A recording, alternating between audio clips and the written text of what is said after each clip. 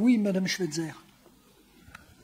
Merci, et merci Anita Dovillon. Je m'associe largement aux remerciements et aux pensées aux bénévoles des associations de protection animale qui font un travail extraordinaire, souvent sur leurs propres deniers et sur leur propre temps, évidemment, mais aussi sur leurs propres deniers. Et elles pourraient être aidées davantage, on le sait bien. Juste pour information, la question de la stérilisation des chats, c'est quelque chose de très important en termes de prévention, surtout pour les animaux dans la ville. Je pense que je l'avais peut-être dit à un précédent conseil, mais la répétition, c'est la pédagogie, vice-versa.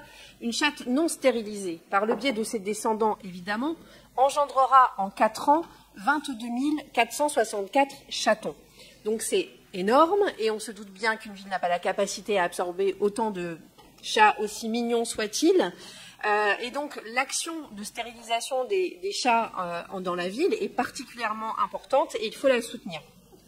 Et il faut même aller plus loin parce que la stérilisation, c'est effectivement de la capture puis du relâchage sur place pour les chats dits chats libres, mais il faut évidemment aussi communiquer plus largement auprès du grand public, surtout à l'arrivée du printemps où vous allez voir fleurir. Et là, toutes les associations vont être en grande difficulté parce que les chatons vont arriver en masse, il va falloir les faire adopter, etc. Et pour les associations, c'est une période très critique qui demande beaucoup d'investissement humain, qui demande aussi beaucoup d'investissement financier, et on voit très bien ces associations qui très régulièrement sont en grande difficulté financière et font appel à des dons, et le soutien de la collectivité n'est pas suffisant pour assurer ce manque financier. Donc il faut sensibiliser au maximum tout autour de vous les propriétaires de chats, et j'aimerais que la ville fasse une campagne d'affichage massive, on en avait déjà parlé, ou une campagne de sensibilisation sur les réseaux sociaux pour que les gens, par pitié, stérilisent et fassent identifier et vaccinent leurs animaux de compagnie, c'est important.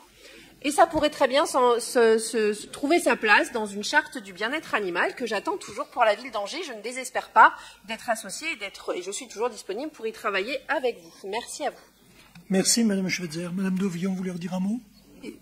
Simplement, effectivement, nous, avec Hélène, on a pris à bras-le-corps ce sujet, et nous travaillons aujourd'hui avec les associations, avec les services, et nous essayons d'avancer sur ce sujet. Il y a beaucoup de choses qui ont été faites, hein. On n'oublie pas non plus le budget participatif avec toutes les cabanes qui ont été mises en place dans certains quartiers de la ville. Et c'est vrai que nous nous appuyons beaucoup sur les associations parce que c'est elles qui sont sur le terrain et sont elles qui sont susceptibles de nous remonter ce qu'il y a de mieux à faire. Donc nous avons bien pris en compte tout cela, et je dois dire aujourd'hui que nous travaillons vraiment main dans la main avec les associations et que nous avançons. Alors certes, peut-être pas suffisamment vite et pas suffisamment loin, mais en tout cas c'est vraiment un sujet qui nous tient à cœur avec Hélène, et nous essayons d'avancer le mieux possible.